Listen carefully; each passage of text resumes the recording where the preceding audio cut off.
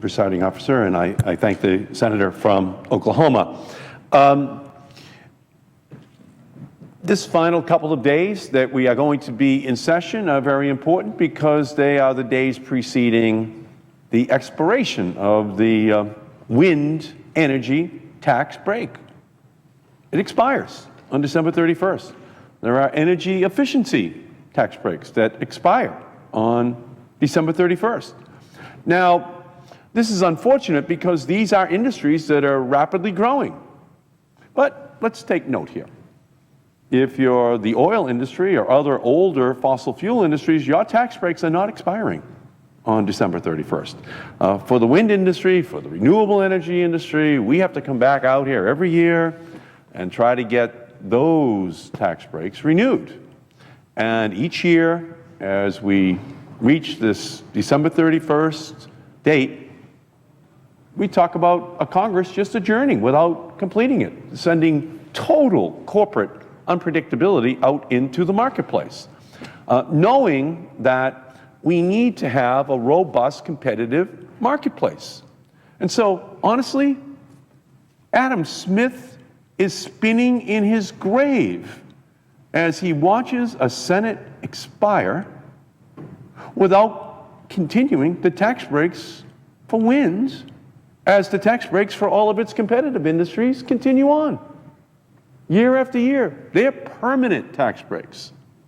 So actually, Adam Smith is spinning in his grave so rapidly that he would qualify for a permanent tax break because he would be generating so much energy, wondering, how can you have such inconsistency? How can you have one source of energy have to come in almost like a mendicant each year, begging, and then having the year expire after having added 13,000 megawatts of new electricity to the grid last year, knowing that the entire nuclear industry only added 100,000 in 60 years, and here we are again.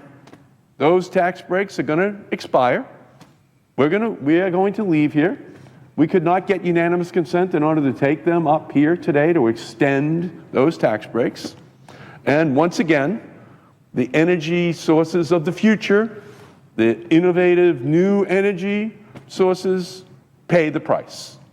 They're not allowed to be given permanent status or, as we leave here, any status at all as of the end of this year.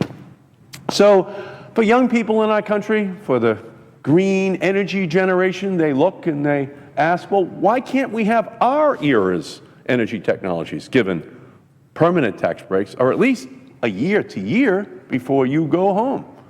Why can't you have that kind of a debate out here? And why is there a debate at all, to be honest with you, given the fact that there's $7 billion a year that's going to be given to the oil industry on permanent tax breaks?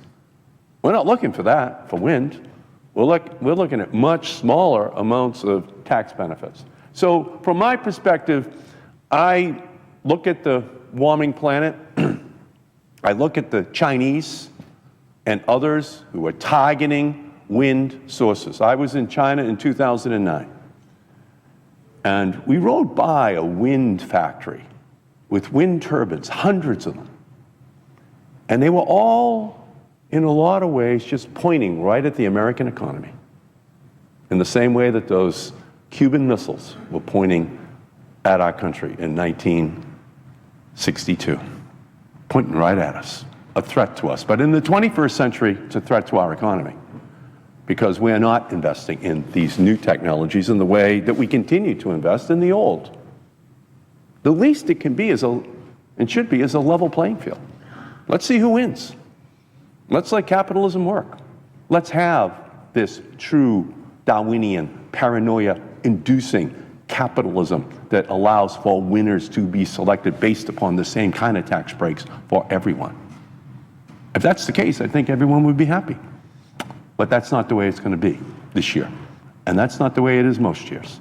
Permanent tax breaks for the older technologies and this kind of halting, questioning, capitalism killing, corporate questioning tax breaks for the nascent but growing and vibrant new technologies that the Chinese and Germans and Danes and others see as their job-creating sectors in their economy. So I thank the gentleman from Oklahoma for this opportunity, and I yield back to him.